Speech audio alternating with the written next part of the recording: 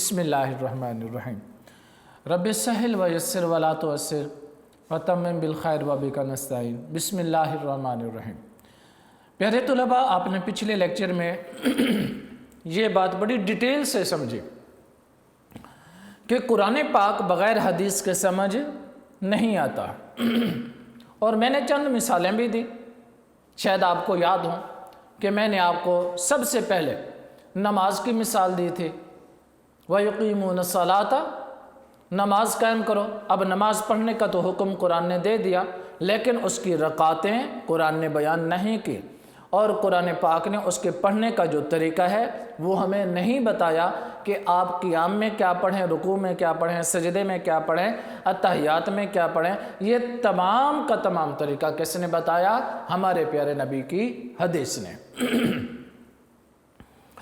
اور دوسری مثال میں نے دی تھی وَمِمَّا رَزَقْنَاهُمْ يُنْفِقُونَ کی، کہ اللہ تعالیٰ نے جو مال دیا ہے اس میں سے خرچ کرو۔ اب زکوٰۃ کا حکم تو آ گیا، لیکن زکوٰۃ کا جو طریقہ ہے وہ اللہ تبارک و تعالیٰ نے بیان نہیں کیا، وہ پیارے نبی کی حدیث سے ہمیں ملا۔ تو آج ہم یہ چیز دیکھیں گے کہ حدیث کی اہمیت قرآن کی روشنی میں کیا ہے۔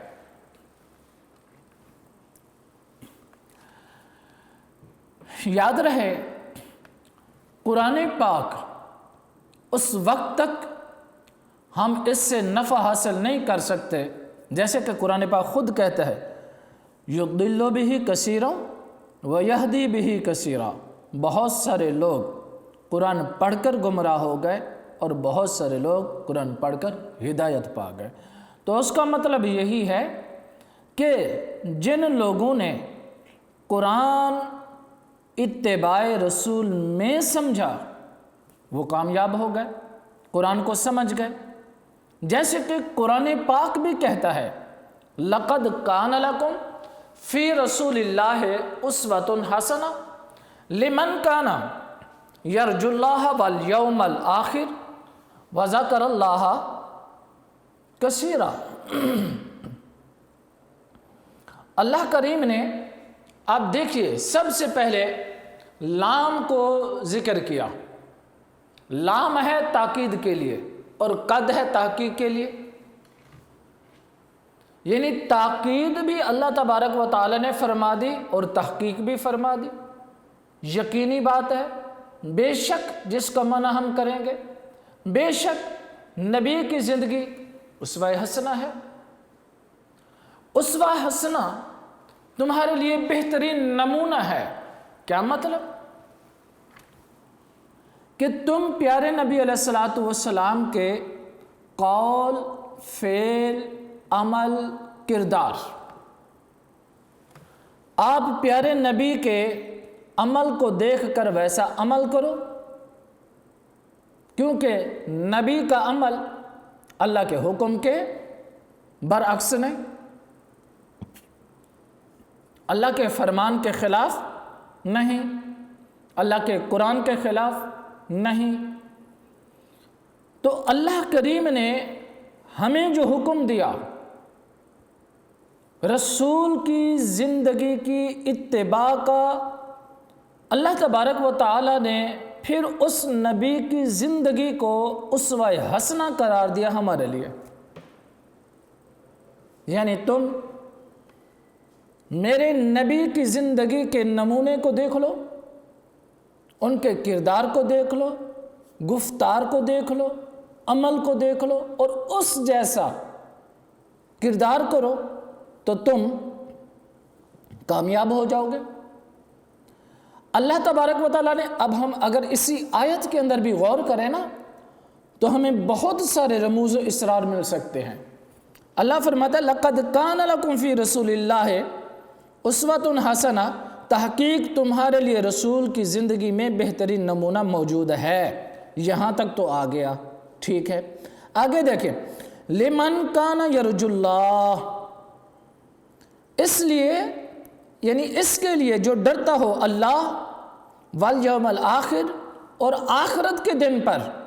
آگے حکم دیا وَذَكَرَ اللَّهَ كَثِيرًا، وہ اللہ کا ذکر کثرت کے ساتھ کرے۔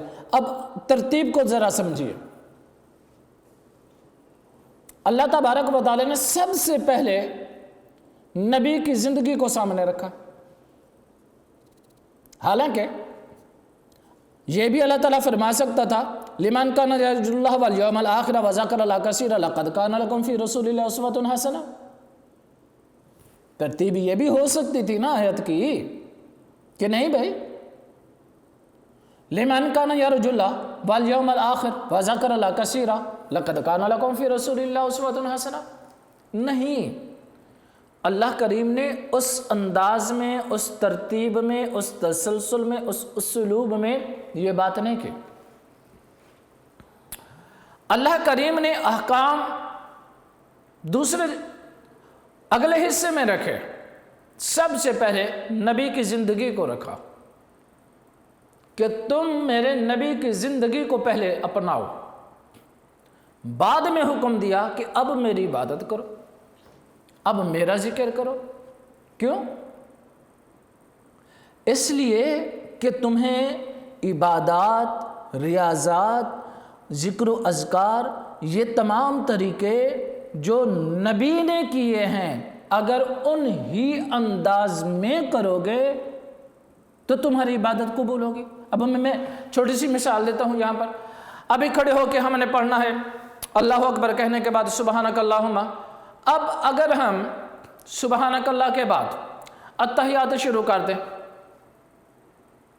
التحیات للہ والصلوات والطیبات والسلام علیکہ ایھا النبی ورحمۃ اللہ وبرکاتہ، اور جب التحیات میں بیٹھیں وہاں جا کر الحمدللہ رب العالمین شروع کر دیں، کیا نماز ہو جائے گی؟ ذرا سوچیے، غور کیجیے اس جملے پہ.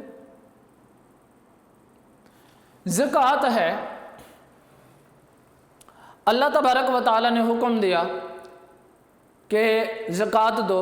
اب اس کی تشریح وضاحت کی ہمارے پیارے نبی نے کہ تمہارے مال پر 1 سال مکمل گزر جائے اور اس کے بعد تم 40واں حصہ دو. اگر ہم اس میں سے 30واں حصہ دے دیں زکوٰۃ ادا ہو جائے گی؟ سوچیں نا ذرا، کیا ہو جائے گی بھائی؟ نہیں ہوگی، قطعاً نہیں ہوگی. اب دیکھیں،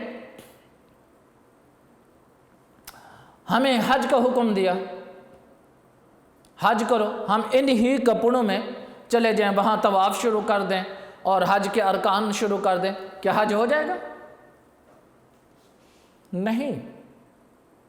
سب سے پہلے جو اللہ کریم نے ترتیب اس آیت میں رکھی وہ کون سے رکھی؟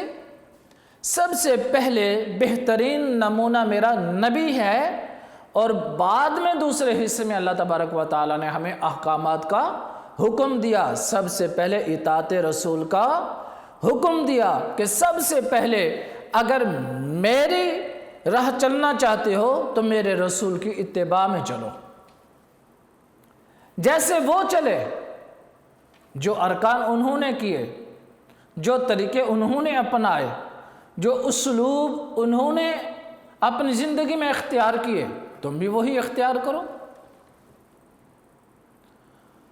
دوسری آیت کریمہ میں اللہ تبارک و تعالیٰ نے ارشاد فرمایا فَآمِنُوا بِاللَّهِ وَرَسُولِهِ النَّبِيِّ الْأُمِّيِّ الَّذِي يُؤْمِنُ بِاللَّهِ وَكَلِمَاتِهِ وَاتَّبِعُوهُ. سورۃ اعراف ہے. سو ایمان لاؤ اللہ پر، اس بھیجے ہوئے نبی امی پر کہ جو یقین رکھتا ہے اللہ پر اور اس کے سب کلاموں پر، اور اس کی پیروی کرو. اب اس میں دیکھیں، اللہ تبارک و تعالیٰ نے حکم دیا کہ ایمان لاؤ میرے اوپر.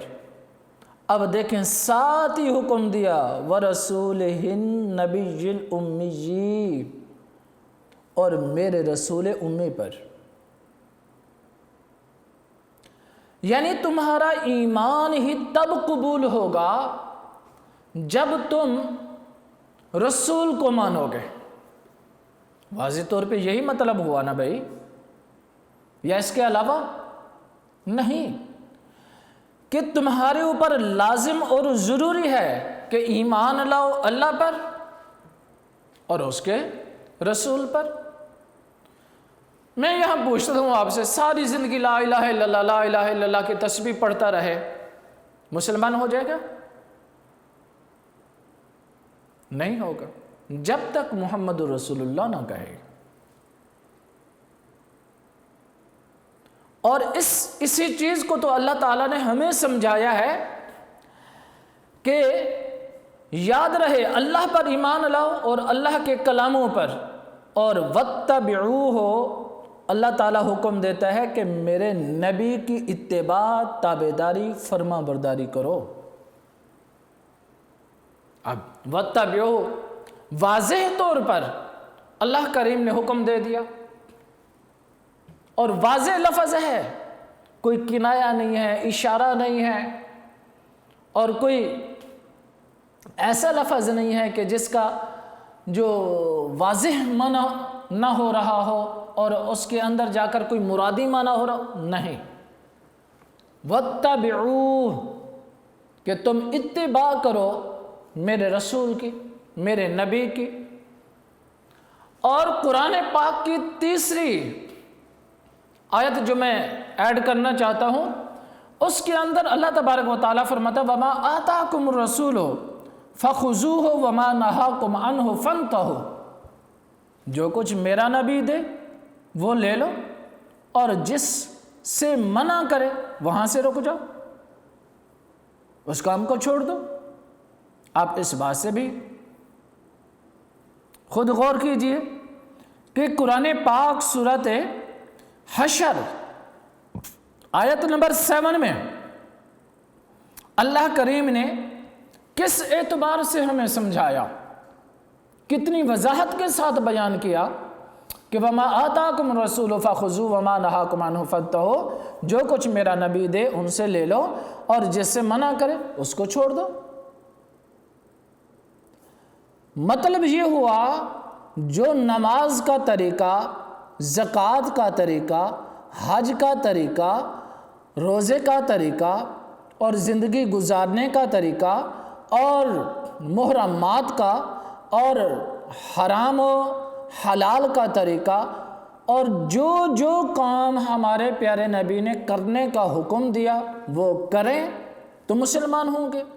اگر حرام کردہ کاموں میں سے ہم ان کو کرنے لگ جائیں تو صاف ظاہر ہے ہم اتباع رسول میں نہیں رہیں گے۔ اب بات کلیئر ہو گئی۔ قرآن کے ایک اور مقام پر اللہ تبارک و تعالیٰ نے ارشاد فرمایا، اور اطاعت رسول کو اللہ کریم نے فرض قرار دیا۔ اگر اطاعت رسول نہیں کرو گے وَلَا تُبْطِلُوا أَعْمَالَكُمْ، تمہارے اعمال برباد ہو جائیں گے۔ اللہ تعالیٰ ارشاد فرماتا ہے یا ایھا الذین آمنوا اطیعوا اللہ واطیعوا الرسول ولا تبطلوا اعمالکم، اے ایمان والو حکم پر چلو، اللہ کے حکم اور رسول کے حکم پر۔ یعنی اللہ نے حکم دیا کہ جو میرا حکم ہے وہ رسول کا حکم ہے، جو رسول کا حکم ہے وہ اللہ کا حکم ہے۔ یعنی اس آیت کریمہ میں تو اللہ تبارک و تعالیٰ نے اطاعت نبی کو فرض قرار دیا ہے، حکم دیا کہ لوگوں اگر اطاعت نبی چاہتے ہو تو اطاعت خدا کرو، اور اطاعت خدا، اطاعت رسول، اگر تم نے یہ دونوں کر لیے تو تم کامیاب ہو گئے۔ اگر اطاعت خدا کی اور اطاعت رسول نہیں کی تو اللہ فرماتا ہے وَلَا تُبْطِلُوا أَعْمَالَكُمْ، تو تمہارے اعمال برباد ہو گئے۔ سورۃ محمد میں جا کے دیکھیں، اور آیت نمبر 33 میں اللہ کریم نے پیارے نبی علیہ السلام کی اتباع، تابعداری کو لازم قرار دیا اور نجات کا ذریعہ قرار دیا۔ لازم نجات۔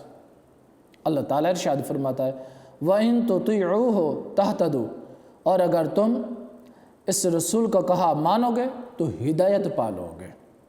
اب اس آیت کریمہ کے اس تھوڑے سے حصے میں آپ اندازہ کیجئے کہ اللہ کریم نے واضح طور پر حکم دیا کہ اے لوگو، اگر تم ہدایت چاہتے ہو اطاعت رسول کرو۔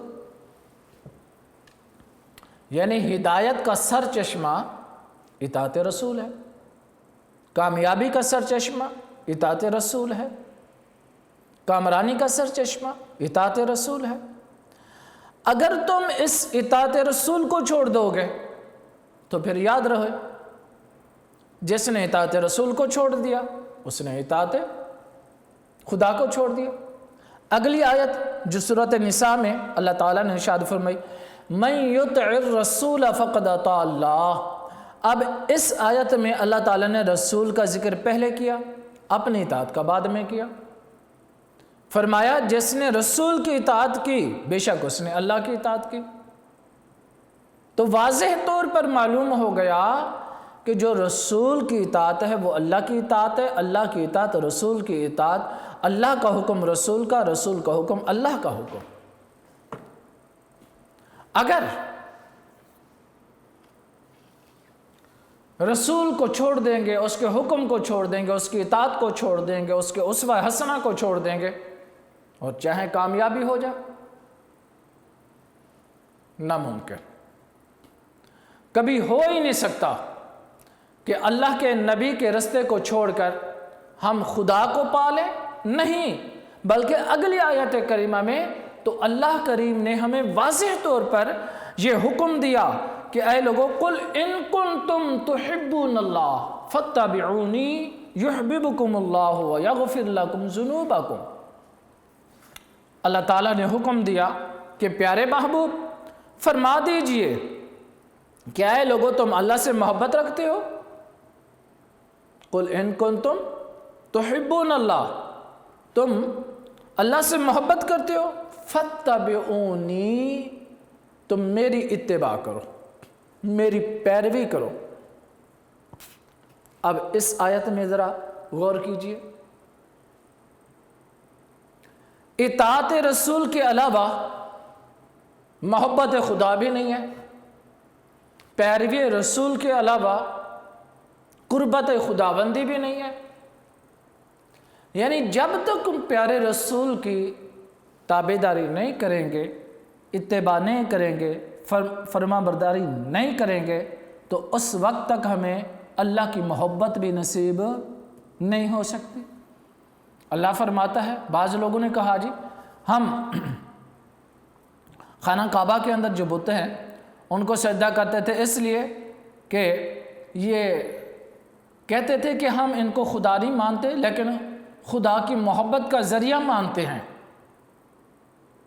جب آقا علیہ الصلوۃ والسلام نے ان کا یہ کام دیکھا کہ لوگ بتوں کو سجدہ کر کے کیا کہتے ہیں کہ ہم ان کو سجدہ نہیں کرتے بلکہ اللہ کی محبت کا ذریعہ ان کو سمجھتے ہیں، اللہ تعالیٰ نے قرآن نازل کر دیا، فرمایا محبوب ان کو کہو قل ان کنتم تحبون اللہ، اگر تم اللہ سے محبت کرتے ہو تو فاتبعونی، تو تمہاری اتباع کریں، تابعداری کریں، فرما برداری کریں۔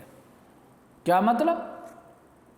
تمہاری چوکھٹ پہ آئیں، تمہاری غلامی میں آئیں، اور جو طریقہ قربت کا تم نے اختیار کیا ہے وہی ان کو اختیار کرنا پڑے گا۔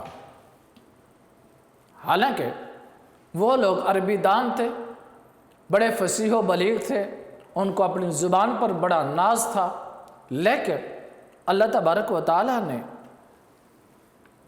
ان کے لیے بھی نبی کی اتباع ضروری قرار دی۔ آج ہم کہیں نہیں جی ہمیں قرآن ہی کافی ہے، حدیث کی ضرورت نہیں ہے، تو یہ بالکل گمراہی ہے اور کفر ہے، کیونکہ یہ بھی تو ایک اللہ تبارک و تعالیٰ کی وحی ہے، چاہے غیر مطلوب ہے لیکن معنی مفہوم تو اللہ کا ہے نا۔ ہم نے در حقیقت اللہ تعالیٰ کی وحی کا ہی انکار کیا نا، ہم نے اطاعت رسول کا انکار کیا نا، اور اتباع نبی کا انکار کیا نا۔ جب اتباع نبی کا انکار کیا دین اسلام سے خارج، تو معلوم یہ ہوا کہ اللہ کی محبت کے لیے بھی پیروی رسول کی پیروی، رسول کی اتباع، رسول کی اطاعت، رسول کی غلامی لازم اور ضروری ہے۔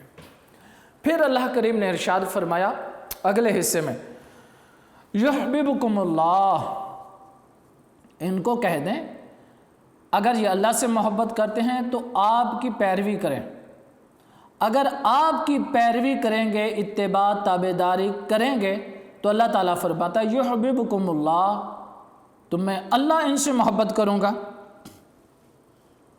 اللہ اور ان کو اللہ کی محبت حاصل ہو جائے گی، یہ اللہ سے پیار کرنے والے بن جائیں گے، اللہ ان سے پیار کرے گا اور ان کو اللہ کی قربت نصیب ہوگی۔ کہاں سے ہوگی؟ پیروی رسول میں ہوگی، اتباع رسول میں ہوگی، غلامی رسول میں ہوگی۔ اگر غلامی رسول نہیں ہے، پیروی رسول نہیں ہے تو اللہ کی محبت بھی کبھی حاصل نہیں ہو سکتی۔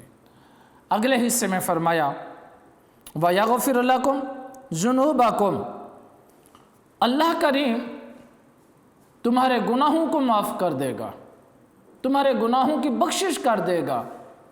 معلوم یہ ہوا کہ انسان اگر تو اللہ کی محبت چاہتا ہے تو نبی کی غلامی میں آ، نبی کی تابعداری، پیروی اور نبی کی اطاعت میں آ، تو پھر تمہیں اللہ کی محبت بھی مل جائے گی اور تمہیں بخشش بھی مل جائے گی۔ اگر نبی کی اتباع، تابعداری، فرما برداری حاصل نہ کرے اور وہ چاہے کہ اللہ مجھ سے پیار کرے اور میری بخشش بھی ہو جائے تو یہ کسی صورت نہیں ہو سکتی۔ اب اس کے اندر جو ایک راز میں دیکھ رہا ہوں، یعنی بخشش کا ذریعہ بھی نبی کی پیروی ہے۔ غور کیجئے ذرا، وَيَغْفِرْ لَكُمْ ذُنُوبَكُمْ، بخشش چاہتے ہو تو پیروی رسول کرو، پیروی رسول نہیں تو کوئی بخشش نہیں، کوئی مغفرت نہیں، کوئی گناہوں کی معافی نہیں ہے۔ دوسرے مقام پر اللہ تبارک و تعالی نے قرآن پاک میں ارشاد فرمایا وَأَنزَلْنَا إِلَيْكَ الذِّكْرَ لِتُبَيِّنَ لِلنَّاسِ مَا نُزِّلَ إِلَيْهِمْ، اور ہم نے یہ قرآن پاک آپ کی طرف نازل کیا تاکہ آپ لوگوں کو وضاحت فرما دیں جو ان کے لیے حکم نازل ہوا۔ اب اس کے اندر دیکھیے کتنا واضح طور پر یہ بیان آ گیا کہ محبوب قرآن کی وضاحت بھی آپ نے کرنی ہے۔ تو اسی وضاحت کا نام میں آپ کو پچھلے لیکچر میں بتا چکا ہوں، اسی وضاحت کا نام، سرکار کے قول کا نام، سرکار کے فعل کا نام، سرکار کے اٹھنے بیٹھنے چلنے پھرنے میں، تمام کے تمام حرکات و سکنات میں یہ ہمارے لیے کیا ہے؟ اسوہ حسنہ ہے، اور یہ اسوہ حسنہ قرآن کی عملی تفسیر ہے۔ اور ہم نبی کی ذات کو، نبی کی حدیث کو چھوڑ کر اگر قرآن سمجھنا چاہیں گمراہ ہو جائیں گے، قرآن نہیں سمجھ آئے گا، دنیا بھی برباد کر بیٹھیں گے، آخرت بھی برباد کر بیٹھیں گے، قرآن نہیں سمجھ آئے گا۔ قرآن کہاں سے سمجھ آئے گا؟ ہاں مجھے یاد آ رہا ہے، ثم اتموا الصیام الی اللیل، جب یہ آیت کریمہ نازل ہوئی نا تو آقا علیہ الصلوۃ والسلام نے ارشاد فرمایا جب تمہیں سفید دھاگا نظر آئے تو کھانا پینا چھوڑ دیں۔ اب صحابہ نے پاؤں میں دھاگے کو باندھ دیا کہ جب یہ سفیدی اس کی نظر آئے گی کھانا پینا چھوڑ دیں گے، اور آ کر آقا علیہ الصلوۃ والسلام سے یہ مسئلہ بیان کیا کہ حضور ایسے ہم نے دیکھا۔ سرکار نے فرمایا نہیں نہیں، اس سفیدی سے مراد آسمان کی سفیدی مراد ہے، صبح صادق۔ اب اگر صحابہ کو بھی نبی کی ضرورت ہے قرآن سمجھنے میں تو ہم کیسے بے نیاز ہو سکتے ہیں بھائی؟ سمجھیے نا ذرا اس جملے کو، غور کیجئے اس جملے کو۔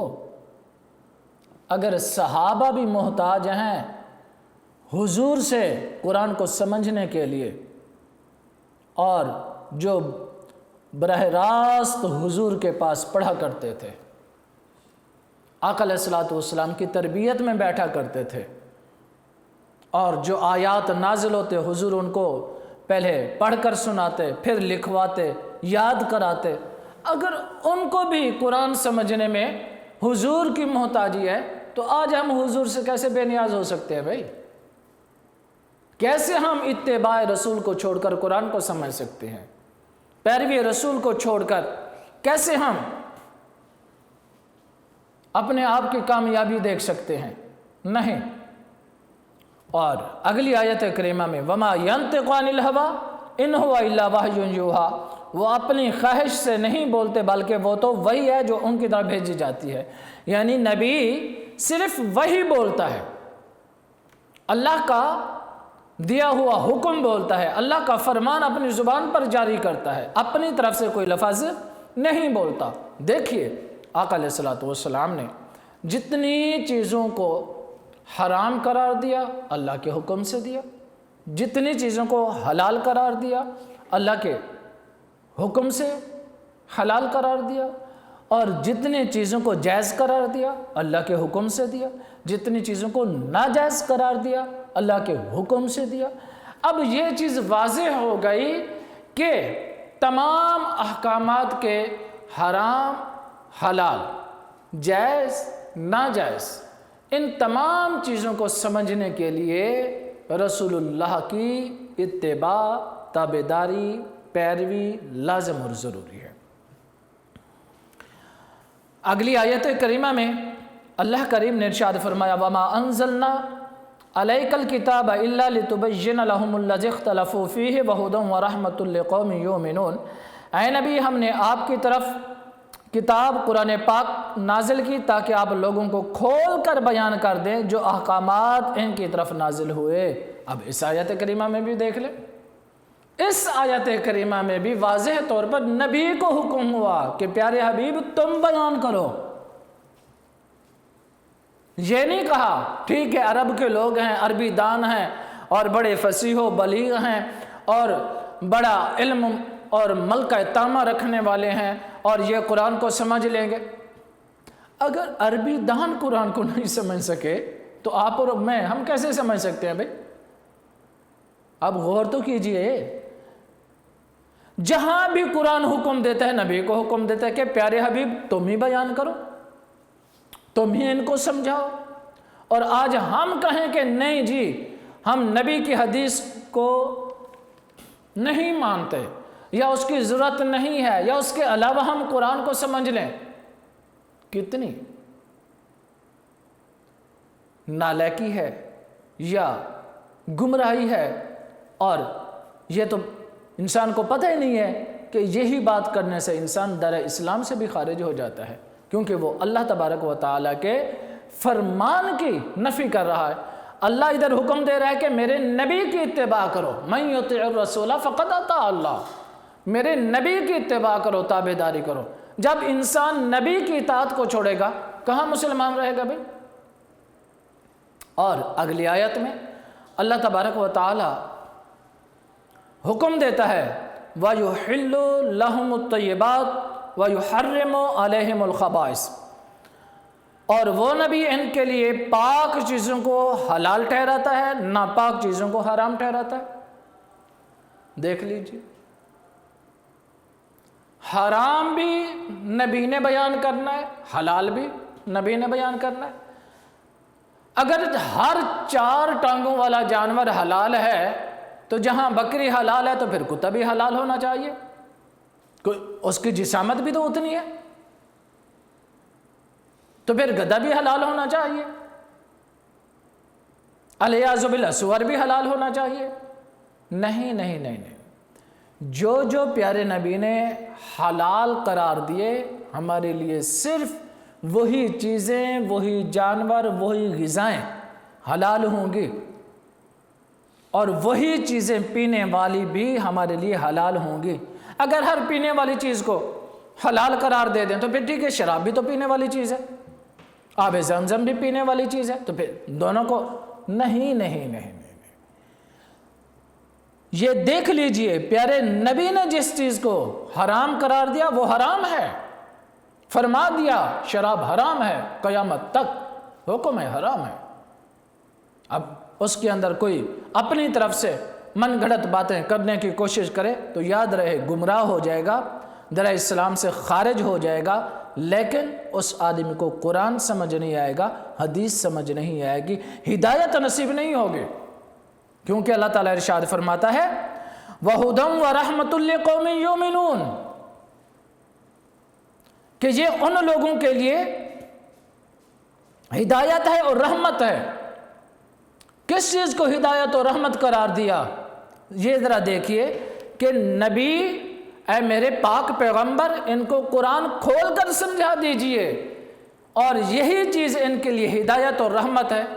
جب نبی بیان کرے گا تو ہدایت اور رحمت ہوگی نا، یا ہم اپنے گھر بیٹھے ہی اس کو ہدایت اور رحمت بنا لیں گے، حرام کو حلال قرار دے دیں اور حلال کو حرام نہیں۔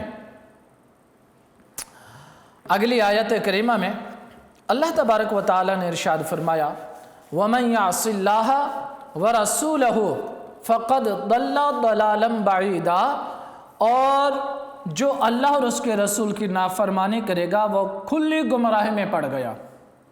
اب اس بات پر واضح طور پر حکم آ گیا، اگر تم نے نبی کی اتباع کو چھوڑ دیا، تابعداری کو چھوڑ دیا، پیروی کو چھوڑ دیا، تو اللہ فرماتا ہے تم کھلا گمراہی میں پڑ گئے۔ اور جو نبی کی اتباع کو چھوڑ کر ہدایت پانے کی کوشش کرے گمراہ ہو سکتا ہے، کبھی ہدایت یافتہ نہیں ہو سکتا۔ اگر ہدایت پانی ہے تو ہدایت کے لیے سب سے پہلے لازم اور ضروری ہے حضور کی اتباع۔ حضور کی اتباع، تابعداری اگر ہوگی تو پھر ہم کامیاب ہو سکتے ہیں، اگر یہ چیز نہیں ہوگی تو پھر ہم کبھی کامیاب نہیں ہو سکتے۔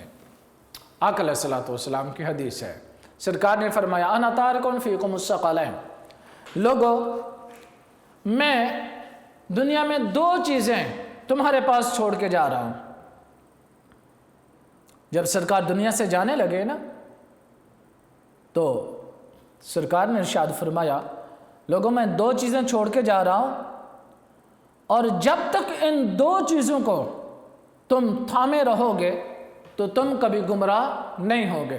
سب سے پہلے قرآن پاک اور دوسری بات حدیث۔ یعنی تمہاری کامیابی کامرانی تب ہے قرآن کو بھی تھامے رہو اور نبی کی حدیث کو بھی تھامے رہو۔ اگر قرآن و حدیث دونوں کو لازم پکڑ لو گے تو پھر یاد رکھو کہ تم کامیاب ہو جاؤ گے۔ اگر ایک چیز کو بھی چھوڑ دو گے تو تم نے اپنی ہدایت کو چھوڑ دیا۔ آقا علیہ الصلوۃ والسلام نے ارشاد فرمایا میری ساری امت جنت میں جائے گی سوائے اس کے جس نے میرا انکار کیا۔ پوچھا حضور انکار کون کرے گا؟ فرمایا جس نے میری اطاعت نہیں کی، وہ در حقیقت میرا انکار کرنے والا ہے، اور جس نے میری اطاعت کی وہ جنت میں داخل ہوگا، جس نے میری نافرمانی کی اس نے میرا انکار کیا۔ تو معلوم یہ ہوا کہ جنت بھی اطاعت رسول کے صدقے سے ہی انسان کو نصیب ہونی ہے۔ کامیابی کامرانی کے لیے لازم اور ضروری ہے کہ ہم قرآن کو بھی تھامے رہیں اور نبی کی حدیث کو بھی تھامے رہیں، تو پھر انشاءاللہ ہماری کامیابی ہوگی۔ انشاءاللہ ملتے ہیں اگلے لیکچر میں۔